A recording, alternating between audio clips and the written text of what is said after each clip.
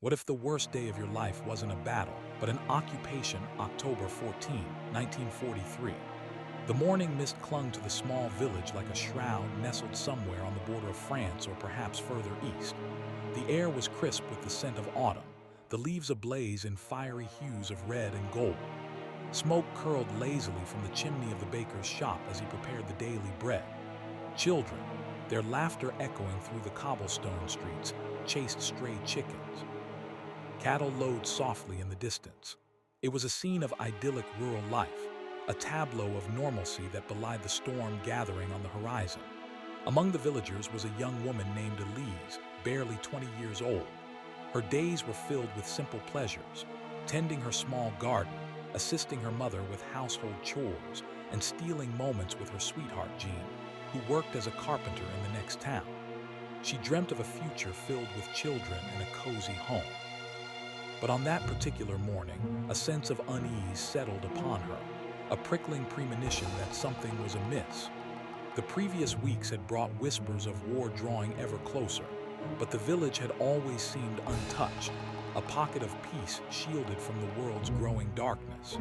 She tried to shake off the feeling, attributing it to the anxieties of the time. As the sun climbed higher, attempting to burn through the persistent mist, Elise busied herself in the kitchen, preparing a simple breakfast of bread and cheese. She glanced out the window, her gaze lingering on the familiar sight of the village square, the heart of their community. Old men gathered on benches, exchanging news and gossip. Women hurried to the market, their baskets laden with produce. Everything seemed as it should be. Yet the unease lingered, a knot tightening in her stomach. Then it happened. The sound wasn't the earth-shattering roar of bombs, but a low, guttural rumble that grew steadily louder. It was the sound of diesel engines, a mechanical growl that heralded the arrival of something foreign and menacing. Elise froze, her hand instinctively reaching for the window frame. She peered out, her eyes widening in disbelief. A convoy of vehicles, painted in drab olive green, was approaching the village. At the head of the column were armored vehicles, their menacing shapes casting long shadows. Behind them came a procession of trucks filled with soldiers, their faces grim and impassive. The Wehrmacht had arrived, not with a clash of arms, not with a raging battle, but with a cold, calculated occupation. It was a blitzkrieg of control, a swift and silent seizure of their lives. The trucks screeched to a halt in the village square, the silence that followed thick with dread. Soldiers spilled out, their boots thudding heavily on the cobblestones. They shouted orders in German, a language incomprehensible to most of the villagers. Panic erupted. People screamed, children cried, and the old men on the benches scrambled to their feet, their faces etched with fear. Elise watched in horror, her mind struggling to grasp the reality of the situation. Her world, her safe haven, was being invaded. The soldiers fanned out, their rifles held at the ready. They stormed into shops, houses, and the town hall, their presence a suffocating weight upon the village. The initial chaos slowly gave way to a chilling silence, broken only by the soldiers' commands and the occasional sob. The occupation had begun. Elise huddled inside her home, her heart pounding in her chest. She felt a surge of adrenaline, a primal instinct to protect herself and her family. Her father, a strong and stoic man, tried to reassure her, but she could see the fear in his eyes. They knew that their lives were about to change forever. Then came the knock. A loud, authoritative rap that echoed through the small house. Elise jumped, her breath catching in her throat. Her father placed a reassuring hand on her shoulder and moved towards the door. He hesitated for a moment, his gaze meeting Elise's, a silent acknowledgement of the unknown that lay beyond. Then he reached for the doorknob and pulled it open. Standing on the threshold was a German officer, his uniform immaculate, his face stern and unyielding. He was flanked by two armed soldiers, their expressions equally grim. The officer barked out an order in German, his voice sharp and demanding. Elise didn't understand the words, but the officer's tone made the meaning clear. Her father, who had learned some German during his youth, translated. Evacuation immediately, or surrender all supplies. The ultimatum hung in the air, heavy and suffocating. It was a choice between abandoning their home and possessions or risking the wrath of the occupiers. The officer gave them a curt nod, indicating that they had little time to decide. He turned and moved on to the next house, leaving Elise and her father in stunned silence. The die was cast. Their lives had been irrevocably altered. Elise stared at her father, her eyes pleading for guidance. He looked back at her, his face a mask of grim determination. He knew that they had no choice. Resistance was futile. They had to comply, at least for now. He instructed Elise to gather what few belongings they could carry, some food, warm clothing, and a few precious family mementos. They worked quickly and efficiently, their movements fueled by a sense of urgency.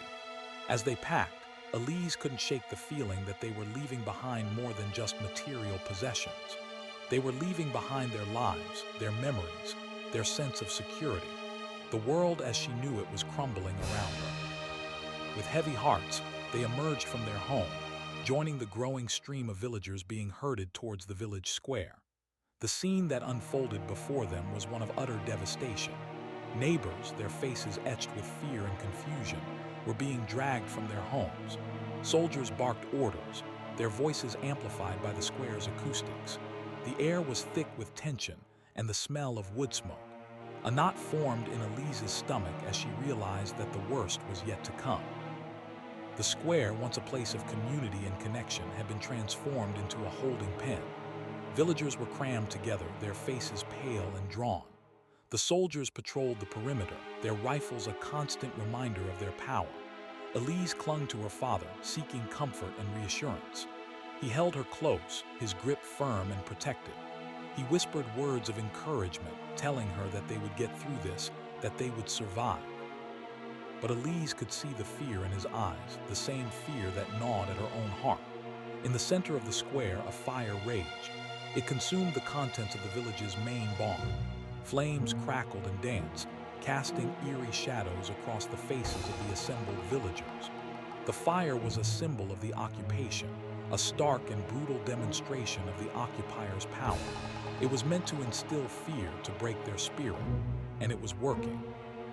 The villagers watched in silence, their faces reflecting the flames' flickering light. The smell of burning hay and wood filled the air, acrid and suffocating.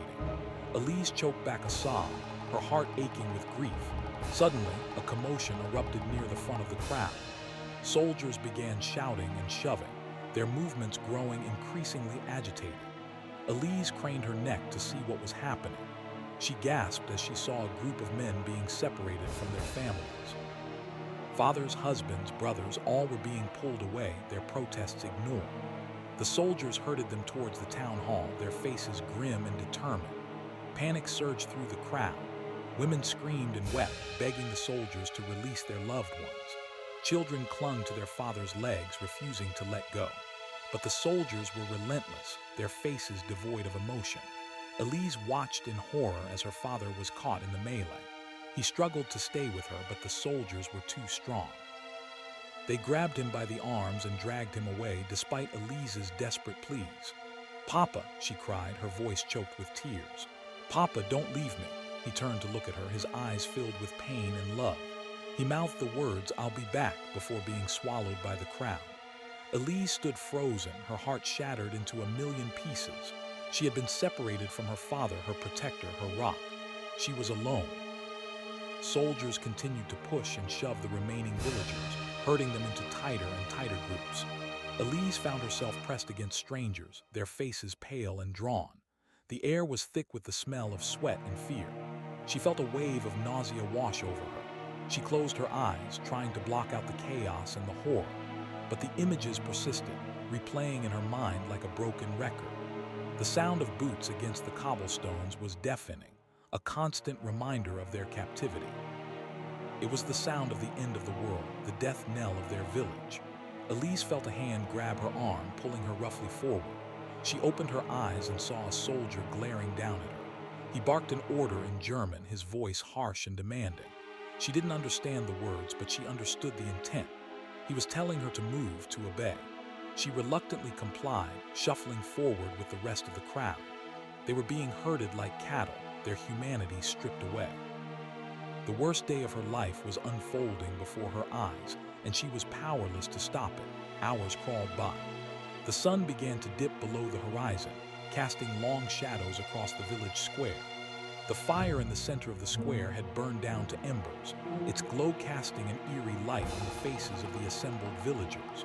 The soldiers remained vigilant, their rifles held at the ready. They patrolled the perimeter, their eyes scanning the crowd for any sign of resistance. Elise stood huddled with the other women, their faces etched with exhaustion and despair. The children cried, their voices hoarse and weak. The old men slumped on the ground, their eyes glazed over with resignation. They were broken, defeated. As darkness descended, the soldiers began to lead groups of villagers away. Some were taken to nearby houses, others to the town hall. Elise didn't know where they were being taken or what was happening to them. All she knew was that each departure brought a fresh wave of fear and anxiety. The village that had once been her home, her safe haven, was now a prison, a place of terror and despair. Finally, it was Elise's turn.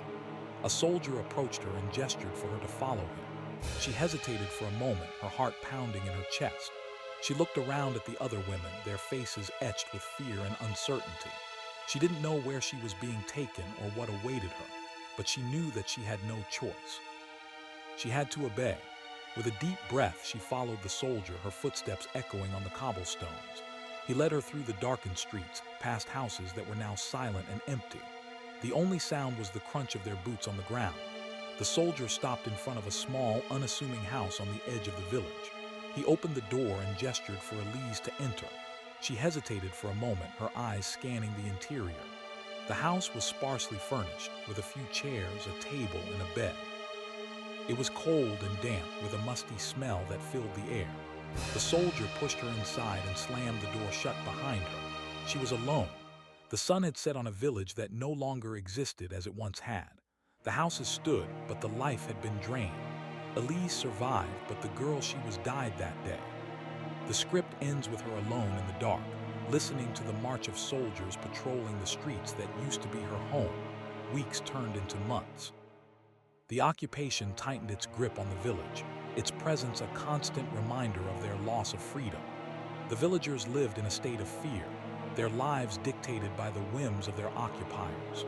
Food was scarce, curfews were strict, and any act of resistance was met with swift and brutal punishment. Elise, along with the other women, were forced to work in the fields, tending to the crops that would feed the German army. She toiled from dawn till dusk, her body aching with exhaustion, her heart heavy with grief. She missed her father terribly, his absence a constant void in her life. She didn't know if he was alive or dead, if she would ever see him again. She clung to the hope that he was still out there somewhere, fighting for their freedom. One evening, as Elise returned to the small house that had become her prison, she noticed something out of the ordinary. A small piece of paper lay tucked beneath the door. Her heart skipped a beat. She cautiously picked it up and unfolded it. It was a note written in a shaky hand. "Do not trust anyone," it read. "There is a traitor among us." A chill ran down Elise's spine. A traitor in their small, close-knit community. It was impossible, or was it? Paranoia began to creep into her mind, poisoning her thoughts and eroding her trust. Who could it be? Was it one of her neighbors, someone she had known her entire life? Or was it someone new, someone who had infiltrated their village under the guise of friendship? She looked around at the familiar faces, her eyes searching for any sign of deception. But everyone seemed the same, their faces etched with the same fear and despair. The note had planted a seed of doubt in Elise's mind, a seed that grew with each passing day. She began to suspect everyone, even her closest friends. She watched them carefully, scrutinizing their every move, searching for any hint of treachery. But she found nothing. They were all victims just like her. Or were they? The paranoia was consuming her, driving her to the brink of madness. She couldn't sleep, couldn't eat, couldn't think straight. She was trapped in a web of suspicion, unable to trust anyone. Then one day she stumbled upon another clue. While working in the fields, she noticed a group of German soldiers huddled together, whispering amongst themselves. She couldn't understand what they were saying, but she sensed that they were discussing something important, something secret. As she crept closer, hoping to overhear their conversation, she noticed one of the soldiers slip a small object into his pocket. It was a small, intricately carved wooden box. Elise had seen that box before. It belonged to Old Man Thomas, the village's clockmaker. He kept it hidden in his workshop, filled with his most prized possessions. What was a German soldier doing with Thomas's box? Elise's mind raced. Could old man Thomas be the traitor? It seemed impossible. He was a kind and gentle man, loved and respected by everyone in the village, but the evidence was undeniable. The soldier had his box. She knew that she had to confront him to demand an explanation. That evening, under the cover of darkness, she slipped away from her house and made her way to Thomas's workshop. The door was unlocked and she cautiously crept inside. The workshop was dimly lit by a single candle, casting long shadows across the room. Thomas was sitting at his workbench, hunched over a clock, his face illuminated by the candlelight. He looked up as Elise entered, his eyes widening in surprise. "Elise, what are you doing here?" he asked, his voice trembling. Elise took a deep breath and confronted him. "I know about the box, Thomas," she said, her voice barely a whisper. "I know that you're working with the Germans." Thomas's face paled. He stood up from his workbench, his hands shaking. "Elise, you don't understand," he said, his voice pleading. "I'm doing this for the village. I'm trying to protect us." Elise stared at Thomas in disbelief. "Protect us? By collaborating with the enemy?" she asked, her voice filled with anger and betrayal. Thomas sighed and hung his head. "It's not that simple, Elise," he said. "The Germans have threatened to destroy the village if we don't cooperate. I'm just trying to buy us time to keep us safe until the war is over." Elise didn't want to believe him, but she could see the desperation in his eyes. He was telling the truth. He was trying to protect them in his own twisted way. "But you're betraying us, Thomas," she said. "You're helping the enemy. How can we ever trust you again?" Thomas looked at her, his eyes filled with sorrow. "I don't expect you to trust me, Elise," he said. "I know that I've made mistakes, but I'm doing what I think is best for the village." He then told her about a secret plan to sabotage the German war effort. He needed her help, he said, to deliver a coded message to the resistance fighters in the nearby forest. Elise hesitated. Could she trust him? Was this another trap? She didn't know what to do, but she knew that she couldn't stand by and do nothing. She had to take a chance to fight back against the occupiers. She agreed to help him despite her doubts and fears. The next day, Elise set out on her mission. She disguised herself as a peasant woman, her face hidden beneath a scarf. She carried a basket filled with bread and cheese, concealing the coded message beneath the food. She walked through the village, her heart pounding in her chest, her eyes scanning the streets for any sign of danger. She reached the edge of the forest and slipped into the shadows, her footsteps muffled by the leaves. She followed a winding path, her senses on high alert. She knew that she was being watched, that the Germans were always lurking nearby. She finally reached the designated meeting point, a hidden clearing deep within the forest. She waited, her heart pounding in her chest, her hands trembling. Then she heard a rustling in the bushes.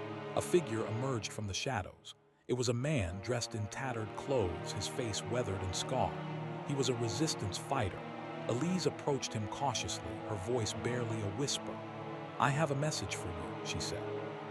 The man nodded and held out his hand. Elise reached into her basket and pulled out the coded message. She handed it to the man, her eyes filled with hope. He took the message and examined it closely. Then he looked up at Elise, his eyes filled with suspicion. "How do I know I can trust you?" he asked. Elise hesitated. She didn't know what to say. She was about to explain when a voice boomed from behind her. "She's with us." Elise spun around, her eyes widening in horror. Standing behind her was a German officer, his face contorted with rage. He was flanked by two armed soldiers, their rifles pointed directly at her. She had been betrayed. The coded message, the resistance fighter, the entire mission, it was all a trap. Thomas had set her up. He had been working with the Germans all along. Elise felt a surge of anger and betrayal. She had trusted him, she had believed in him, and he had used her. She wanted to scream, to lash out, to fight back. But she knew that it was futile. She was surrounded, outnumbered, and outgunned. The officer stepped forward, his eyes fixed on Elise. "You thought you could outsmart us," he said, his voice dripping with sarcasm. "You thought you could help the resistance. You were wrong." He raised his hand, signaling the soldiers to advance. Elise closed her eyes, bracing herself for the inevitable. She had failed. She had been captured, and now she would pay the price. But just as the soldiers were about to seize her, a figure stepped forward from behind the trees. It was Jean, her sweetheart, the carpenter from the next town. He was armed with a rifle, his face determined. "Get away from her," he shouted, his voice echoing through the forest. Jean fired his rifle, hitting one of the soldiers. The officer screamed in anger and ordered his men to fire back. A fierce gun battle erupted in the clearing, the air filled with the sound of gunfire and explosions. Elise watched in horror as Jean fought bravely against the German soldiers, risking his life to save her. Suddenly, the officer grabbed Elise and dragged her towards him. He held a pistol to her head, his eyes filled with malice. "If you don't surrender, I'll kill her," he shouted to Jean. Jean froze, his face etched with anguish. He couldn't let Elise die. He slowly lowered his rifle, his eyes filled with despair. The officer smiled triumphantly. He had won. But just as he was about to pull the trigger, a shot rang out. The officer gasped and clutched his chest, his eyes widening in surprise. He slumped to the ground, dead. Elise looked around in confusion. Who had fired the shot? Then she saw him. Thomas, the old clockmaker, standing behind a tree, a smoking rifle in his hands. He had betrayed her, he had set her up, but now he had saved her life. Why? Before Elise could ask, Thomas raised the rifle and fired again, hitting another German soldier. He turned to Elise and shouted, "Run, get out of here, save yourself." Elise didn't hesitate. She grabbed Jean's hand and ran as fast as she could, deeper into the forest. They didn't stop running until they reached the safety of the resistance camp. They were safe for now, but the war was far from over, and the mystery of Thomas's betrayal and sudden act of redemption remained unsolved. Was he a traitor or a hero? What was his true motive? And what was the real purpose of the wooden box? The answers lay hidden, waiting to be discovered. But the truth, Elise feared, might be more dangerous than anything she had ever imagined. Weeks later, hidden deep within the forest, Jean showed Elise a document he had managed to retrieve from the fallen German officer. It was a meticulously detailed map, not of troop movements or strategic locations, but of the village itself. Every house, every street, every hidden path was marked with unnerving precision. But what truly chilled them to the bone were the symbols. Each building was marked with a symbol, some familiar, others utterly incomprehensible. Jean pointed to the symbol marking Elise's old home. It was a circle with a cross through it. "What does it mean?" Elise whispered, her voice trembling. Jean shook his head. "I don't know," he said, "but I have a feeling it's something terrible." He then pointed to the symbol marking the town hall. It was a triangle with an eye in the center. "That one," he said, "I've seen before. It's a symbol used by the SS." Elise gasped. The SS, what did they want with their village? And what was the meaning of the symbols? As they pored over the map trying to decipher its secrets, they heard a commotion outside the tent. Resistance fighters rushed in, their faces grim. "The Germans are coming," they shouted. "They know where we are." Jean and Elise exchanged a look of dread. The map. It had led the Germans straight to them. But how? Who had betrayed them this time? Suddenly, Elise remembered something. The wooden box. The one that old man Thomas had given to the German soldier. Could it have contained a tracking device, a way for the Germans to locate them? It seemed impossible, but what other explanation could there be? Elise turned to Jean, her eyes filled with terror. "The box," she said. "It was a trap. Thomas was working with them all along." Jean stared at her in disbelief. "But he saved us," he said. "He shot the officer." "I don't know why he did it," Elise said, "but I'm sure of it. The box is the key." They had to find Thomas to confront him, to demand the truth. But there was no time. The Germans were closing in. They had to escape, to warn the other resistance fighters, to save themselves. Jean grabbed Elise's hand and they ran out of the tent, joining the chaos as the resistance fighters prepared to defend their camp. As they fled through the forest, Elise couldn't shake the feeling that they were running into a trap. The Germans knew their every move. They were being led like sheep to the slaughter. And then she saw it. A familiar figure standing in the distance, silhouetted against the trees. It was Thomas, the old clockmaker, holding the wooden box in his hands. He smiled, a sinister, knowing smile. He raised the box as if offering it to them. And then he pressed a button. The forest exploded in a hail of gunfire and explosions. Elise screamed as she was thrown to the ground. The world went black. Elise woke up to find herself in a dimly lit room, her head throbbing, her body aching. She was lying on a cot, her hands tied behind her back. She looked around, her eyes darting from corner to corner. The room was small and bare, with stone walls and a dirt floor. There was a single window high up near the ceiling, but it was covered with bars. She was a prisoner, but where and who had captured her? Then she heard a sound, the sound of footsteps approaching the door. Her heart pounded in her chest. She closed her eyes, bracing herself for the worst.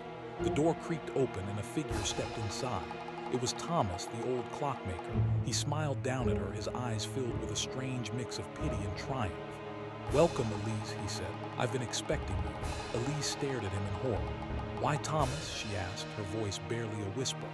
"Why are you doing this?" Thomas sighed and sat down on a stool beside her cot. "It's complicated, Elise," he said. "But I promise I'm doing this for the greater good." He then began to explain. He revealed a shocking truth, a truth that would change Elise's life forever. The village, the map, the symbols, it was all part of a secret experiment, a Nazi plot to create a new breed of super soldiers. And Elise, along with the other villagers, were the guinea pigs. The wooden box was not a tracking device, but a key to unlocking their hidden potential.